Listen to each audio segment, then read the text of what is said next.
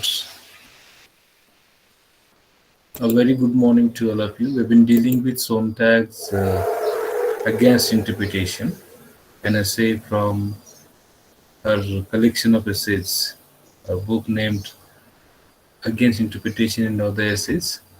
So far we have seen different sections from section 1 to section 7, wherein we understood something about Sontag's, views on interpretation. She's talking against interpretation with reference to different works. Now we shall go ahead with section 8. In the previous section we saw how art can elude interpretation. Now we shall talk about what kind of criticism or commentary on the arts is desirable today. She raises this question. What kind of criticism or commentary on the arts is desirable, is expected? Now, she was not saying that all this time that works of art are effable, means they cannot be described or paraphrased. Rather, they can be. They can be described, they can be paraphrased. But her opinion that they can't be interpreted. So she is against interpretation. They can be described, they can be paraphrased. But how? What would criticism look like? What would that would serve the work of art? Okay, so how to describe, how to paraphrase a work of art? Okay, so that it can be understood in a better manner. But it should not attack. It should not, rather what we call capture work of art. Usurp means to capture. The way enemies attack and capture the kingdom, etc. That is usurp. So that should not take place. The criticism should not usurp work of art. It should not take his position. Criticism is not a work of art. Criticism is, criticism comes out of the work of art. So if excessive stress on the content provokes the arrogance of interpretation, more extended and more thorough description of form would silence. If one emphasizes on content, overemphasizes rather, gives excessive stress on content, interpretation will become more arrogant, more dominant. So instead of that, description, more extended, more thorough description of the form would silence this kind of arrogance. Therefore, she prefers the discussion on the form, the description of the form of the work, not the content, interpretation of the content. So she thinks that for this we need vocabulary. What is needed is a vocabulary for description, a descriptive rather than prescriptive vocabulary for forms. I am sure that you are familiar with the terms descriptive and prescriptive. In prescriptive, in the context of grammar, you must have heard when you read English Grammar Today by Geoffrey Leach. So in that it has mentioned that grammar can be either prescriptive or descriptive. A prescriptive grammar tells us how language should be used, and a descriptive grammar tells us how language is used. So you understand, in prescription there is an advice. Means prescriptive people, those who believe in prescriptivism, they keep on giving advice to how, so that means to the writers, we can say how the work should be written and all. Should be there.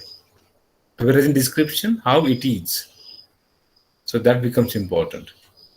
The critics The critic's role should be to describe how the form is, not to tell how it should be. Similar in the case of grammar. Grammar should describe how language is used by native speakers, not how it should be used. Because whether language came first or grammar came first, that is the question. So obviously it was language which came first, not grammar. Therefore, the grammarian should focus on how language is used by the native speakers, of course, not by the second language learners. Similarly, the critic should tell how the form of the work is organized. He should have proper vocabulary to describe.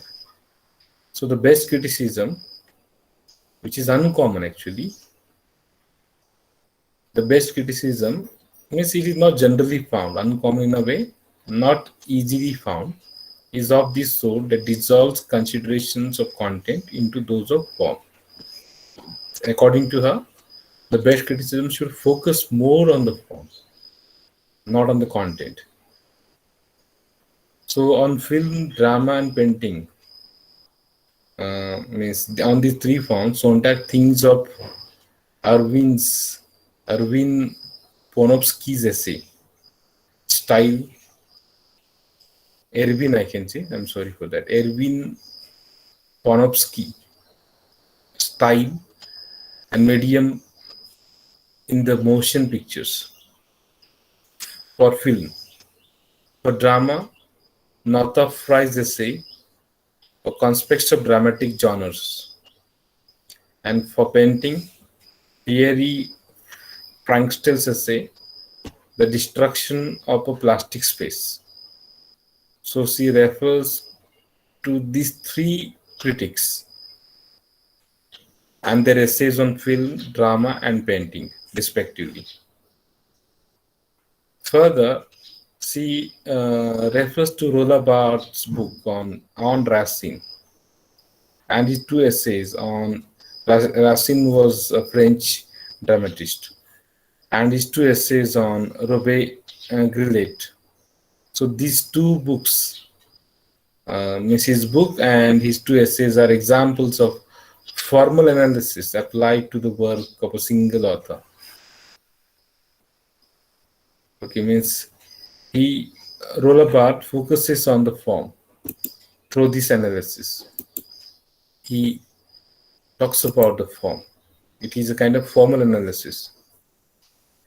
So further, she gives one more example of formal analysis, which is applied to genre and author, is by Walter Benjamin's essay, The Storyteller, Reflections on the work of Nikolai Leskov, the Russian author. So she refers to these critics for their focus on form, not on the content. Means that should be the central concern of the critic, according to Sontag. Further, she thinks that the acts of criticism would become valuable if they supply really accurate, sharp, loving descriptions of the appearance of a work of art. So what are you understanding through the discussion is that she is against interpretation of the content. She thinks that the critic should focus more on the form. Means hers is the art for art's sake approach. She believes in this kind of aesthetic philosophy. And some of even many Faber's film criticism she refers to. Dorothy Van Gate's essay, The Dickens World, A View from Torches, and Randall Jarrell's essay on Walt Whitman are some of the examples, rare examples, which focus on form. So she thinks that these are essays which reveal the sensuous surface of art without mucking about in it. They talk about the form, the surface, the sensuous surface, the surface which can be uh, visualized, which can be heard, which can sensuous means using sense organs, means your eyes, your ears, and your other sense organs. We talk about five sense organs, so that is what is sensuous. So while understanding work apart, one should focus on the form, the surface of art, without mucking about it. Mucking means without unnecessarily poking your nose into it, without interpreting the content. So this is how she talks about different essays and which focus on form. At the same time, her expectations from criticism. What kind of criticism is desirable, is expected.